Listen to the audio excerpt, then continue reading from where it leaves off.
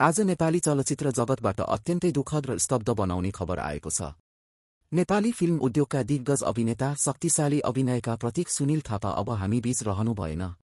यो खबरले आज सम्पूर्ण नेपाली फिल्म क्षेत्र शोकमा डुबेको छ। दर्शकदेखि कलाकारसम्म सबैको मन भारी भएको छ, किनकि हामीले नेपाली सिनेमाको एउटा अमूल्य रत्न गुमाएका छौं। सुनिल थापा नेपालको दाङ जिल्लामा जन्मिनु भएको थियो। सामान्य जीवनबाट अभिनयको यात्रामा प्रवेश गरेका उनले आफ्नो मेहनत, अनुशासन र फरक अभिनय शैलीका कारण नेपाली फिल्म उद्योगमा छुट्टै पहिचान बनाएका थिए।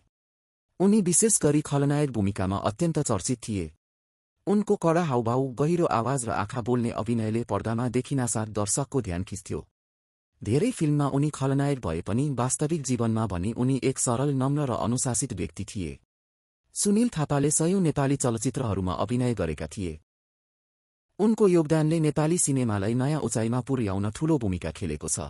आज सुनिल थापा शारीरिक रूपमा हामीसँग छैनन्, तर उनको अभिनय, उनका पात्र र नेपाली सिनेमामा दिएको योगदान सधैँ जीवित रहनेछ।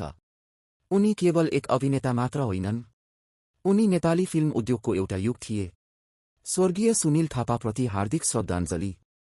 भगवानले दिवंगत आत्मालाई चिरशान्ति प्रदान गरून्।